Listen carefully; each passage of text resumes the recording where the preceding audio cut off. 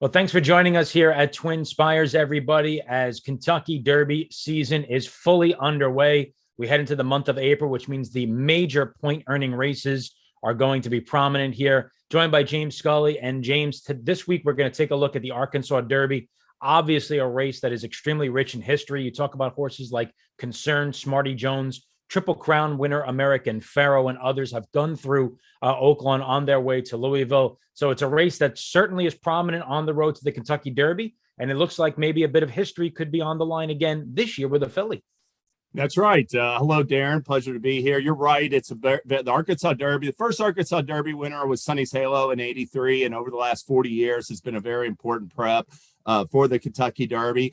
And I wanted to mention that the last filly to win the race, Althea, in 1984, she actually has set the stakes record, 146-4. They were timing a fifth of a second back then. But she was trained by four-time Kentucky Derby winner, the legendary Hall of Famer D. Wayne Lucas. And D. Wayne Lucas is back with another filly trying to win it, Secret Oath. And we'll have plenty to talk about her, about surrounding her. Oh, for sure. And it's interesting. This is the first time, I think, in the race's history where it's not 3 weeks out. We're going to get a 5-week head start between the Arkansas Derby and the Kentucky Derby. So it'll be interesting to see if that change impacts any of the results. Yeah, no doubt about it. I think that's, obviously with the trends of like going back more time between races, they're trying to capitalize on it. But they also didn't want to, be in that 3-pack that had the Wood, Bluegrass, and Santa Anita Derby next weekend. So they did big shift 2 weeks further out, 5 weeks total. And, I don't think it hurt them in terms of getting a solid field. Nope, certainly a sign of the times in thoroughbred horse racing, spreading out those races a bit. In terms of the field, should be no surprise that more than half the field is coming out of the Rebel Stakes. Now, it's interesting, James, because a lot of the handicappers out there, the public handicappers, not too impressed with the speed figures that came out of the Rebel Stakes. The winner, Un Ojo, only earned a 92 Brisnet speed figure. Your take on the Rebel as a whole, as a prep leading into the Arkansas Derby, considering how many horses are coming out of that race on Saturday? Yeah, to me, it was a little bit, it was a case where when Ethereal Road struck the front and upper stretch, he got a little bit green. It could have been a thing where it was immaturity, but it certainly looked like he was tired, and that's why he was doing that. And Un Ojo, really, I thought it was a great ride by Ramon Vasquez. He had been more of a one-run closer, but he actually got him, third on the backstretch, so he was in position. And in that final 16th of a mile, he just grinded his way to the front. And, being a big speed figure guy, that race came back with a really low figure, a 92. And the race was a mile and a 16th, and we had the Honeybee at a mile and a 16th earlier on the same program. And Secret Oath ran nearly a second faster. So from a performance standpoint, yeah, that race has been criticized. It hasn't been one of the fastest Kentucky Derby preps this year.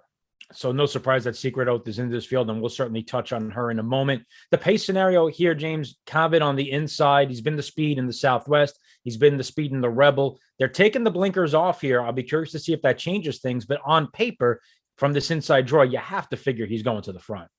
Yeah, absolutely. And I'll echo what you said about taking the blinkers off. I thought that was sort of an interesting move. I don't know if it'll have any effect, but, Kavad was a horse that he wasn't just, to me, an absolute confirmed speedball front runner last fall and maybe even into the winter. But when he ran 2 starts back in that Southwest Stakes, he just pulled his way to the front, showed incredible speed, pure speed from the starting gate. And it was more of the same in the Rebel Stakes. So he is 100% in my eyes the pace setter on paper. I do think chasing time, he has some speed, and he didn't get away very well from the gate, found himself in that second flight in the Rebel. I wouldn't be surprised getting Lescano and having a 5-furlong bullet work if he asked for more quickness from the gate. And then Cyber Knight, even though he can rate and sit off the speed, he's got quickness. He's got an outside post, so he could be hustling a little bit. I don't think it's going to be a real fast contested pace, but it could be legitimate with those horses up there putting some pressure on Kavad.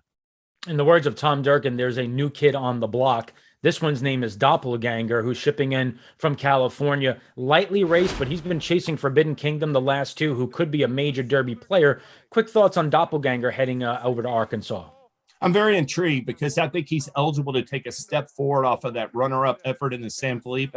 Basically, his doppelganger's a horse. He's run 3 times, and he hasn't gotten out of the gate very well in any of those starts. And, when he's like in 6 going into the first turn of the San Felipe and Forbidden Kingdom's out there on a 3 or 4 length lead, essentially the race was over at that point. Forbidden Kingdom was running in another race. He cornered extremely well. But I thought that move that Doppelganger made from off the pace going into the far turn and into the stretch was a really solid move by his part. He totally just left all the rest of the pack behind him. It was basically at the finish, there was a big gap between Forbidden Kingdom to him and from him to the rest. But I thought that turn of foot he showed was extremely encouraging in his first 2 turn stake start. So he's a horse that to me has some talent. He's got to keep moving forward, but he's eligible to do so in the Arkansas Derby. The morning line favorite is a filly by the name of Secret Oath for one D. Wayne Lucas. Maybe you guys have heard of him if you're watching. It's great to see Wayne back on the Derby trail here, James. Secret Oath obviously has passed the eye test. She's looked like an absolute Amazon in the stretch. In each of her last 3 starts, she just accelerates willingly through the stretch and annihilates the field. She's clearly the head of the class of everything she's faced with the exception of Echo Zulu. We'll see how she handles the boys here. She's going to be favored. Your thoughts on Secret Oath?